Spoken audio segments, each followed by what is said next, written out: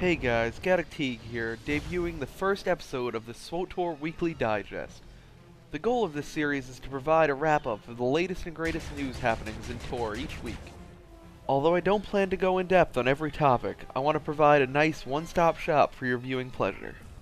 With that, let's make the jump to hyperspace and dive into this week's Gold Post Summary. Monday, we received news that anyone with a Star Wars The Old Republic account as of December 10th will be rewarded with 25 faction-based fireworks to celebrate the first anniversary of Swtor. Players will receive their rewards in-game on December 11th. This seems like a nice way for BioWare to thank players, both new and old, with this small cosmetic reward for their troubles. I'm sure many players will be a little underwhelmed if this is all they plan to do for the game's first birthday, but I'd be willing to wager a few credits that we'll see something unexpected in the near future. After Tuesday's weekly maintenance, players were prompted to download patch 1.5.2. Patch notes are lengthy, highlighted mostly by bug fixes and UI tweaks. Big news is that players with preferred status will now have access to 4 quickbar slots, up from 2. The patch also added the covert pilot suit to the cartel market, which you can see my character modeling here.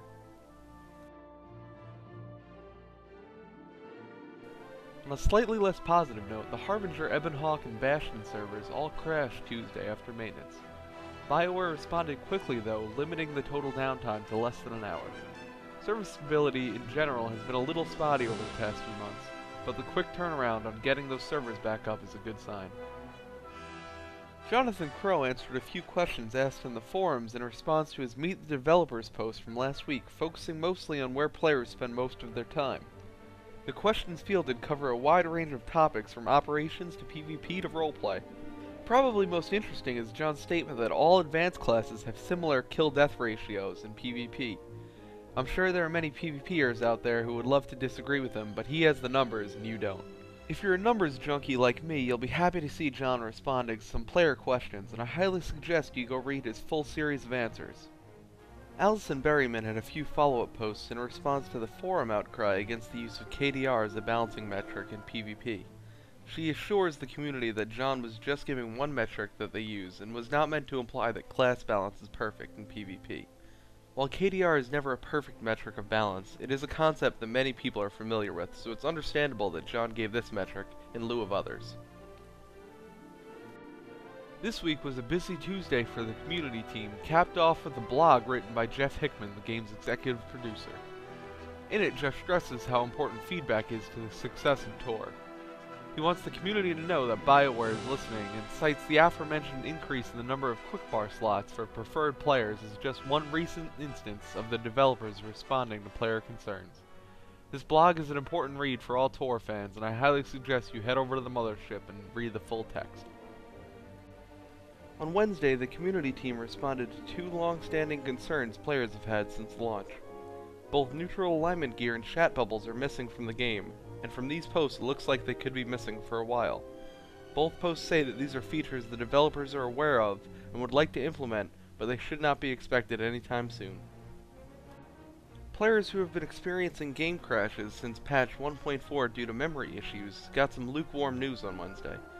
Joveth Gonzalez confirms some optimizations to the game are in the works, but gives no ETA on those optimizations going live. It's pretty upsetting to hear that a game-breaking issue for some people has gone unsettled for this long, but it's nice to see the community team informing the community that the issue is still being worked on. BioWare performed some unscheduled maintenance on Thursday in order to deploy patch 1.5.2a, which fixed a bug preventing some players from equipping certain types of gear. It certainly seems like Thursday maintenance is becoming more scheduled than not, but with the frequency of patches increasing, it can be expected that the frequency of maintenance would increase too. Upon release, many players were confused as to why the Nightmare version of Colonel Vorgath and Explosive Conflict was mechanically easier than the hard mode version. After Thursday's maintenance, this should no longer be the case.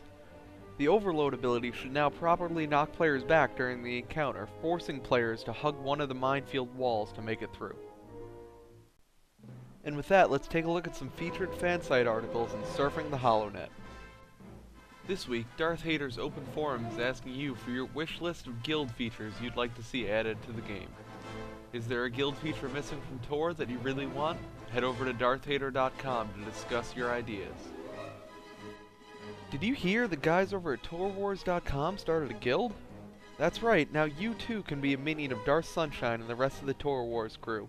Make sure you check out their guild FAQ page over at TorWars.com for more info.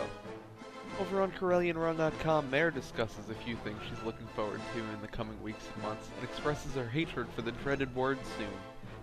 Be sure to check out CorellianRun.com and add your 2 credits to the discussion. Now let's check out the hot podcasts from this past week in the Galactic Transmissions. It was a light week for Swtor podcasts, but here are a couple for your listening pleasure. First up, Swtor Reforged posted its swan song on Monday, detailing the reasons why it will no longer be continued as a series. Definitely go check it out if you're a fan of Swtor podcasts, and best wishes to all of them and all their future work. Tor Wars Podcast episode 119 was released on Tuesday, and boy was it jam-packed. Jeff, Deirdre, and Brian cover a slew of Swtor-related topics, including the community livestream hosted by BioWare last week. This one's a must-listen if you are interested in what the future of Swtor may look like. That's all the headlines from this week. If you like what you've seen, make sure to like and subscribe so you don't miss out on any Swtor news updates. Until next week, this is Gaddock Teeg signing off.